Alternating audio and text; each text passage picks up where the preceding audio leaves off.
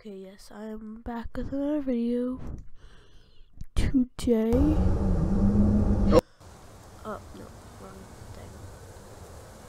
As you can see, I've already put this in a bit, but I thought I'd record a video on it. Why not? And I haven't posted in a long time, so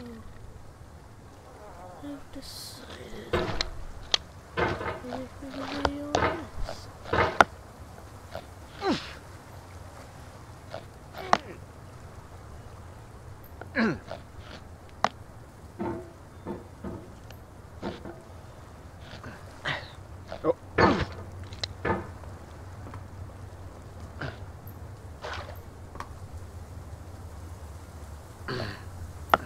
There's no feeling more intense than starting over. If you deleted your homework the day before it was due, as I have, or if you left your wallet at home and you have to go back after spending an hour in the commute. If you won some money at the casino and then put all your winnings on red but it came up black. If you got your best shirt dry cleaned before a wedding and then immediately dropped food on it. If you won an argument with a friend and then later discovered that they just returned to their original view. Starting over is harder than starting up. If you're not ready for that, like if you've already had a bad day, then what you're about to go through might be too much.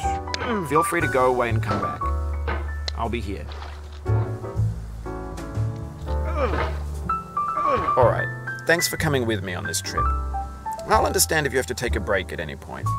Just find a safe place to stop and quit the game. And don't worry. 1 second. Okay, so that's still on the game. Just didn't. Let's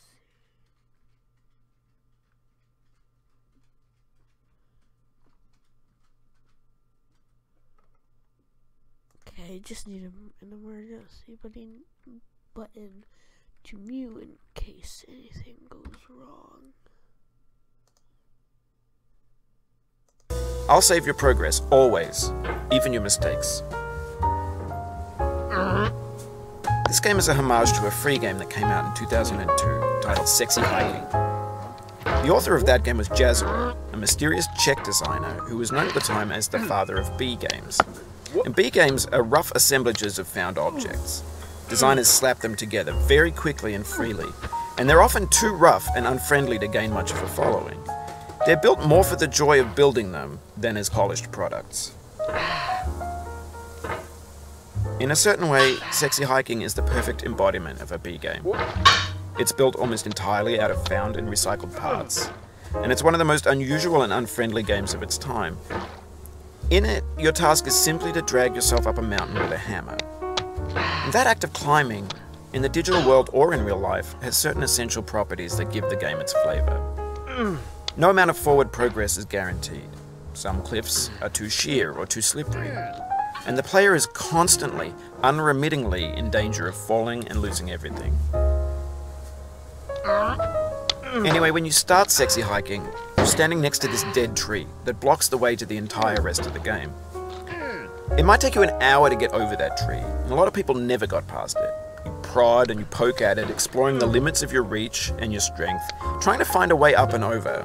And there's a sense of truth in that lack of compromise. Most obstacles in video game worlds are fake. You can be completely confident in your ability to get through them once you have the correct method or the correct equipment or just by spending enough time. In that sense, every pixelated obstacle in Sexy Hiking is real. The obstacles in Sexy Hiking are unyielding, and that makes the game uniquely frustrating. But I'm not sure Jazzuo intended to make a frustrating game. The frustration is just essential to the act of climbing, and it's authentic to the process of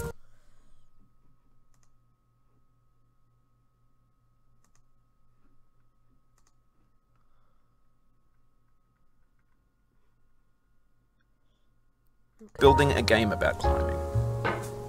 A funny thing happened to me as I was building this mountain. I'd have an idea for a new obstacle, and I'd build it, test it, and it would usually turn out to be unreasonably hard. But I couldn't bring myself to make it easier. It already felt like my inability to get past a new obstacle was my fault as a player rather than as a builder.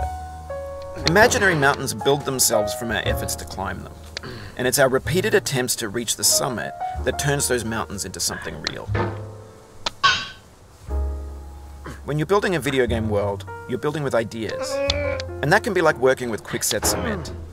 You mold your ideas into a certain shape that can be played with, and in the process of playing with them, they begin to harden and set until they're immutable, like rock. And at that point, you can't change the world, not without breaking it into pieces and starting fresh with new ideas.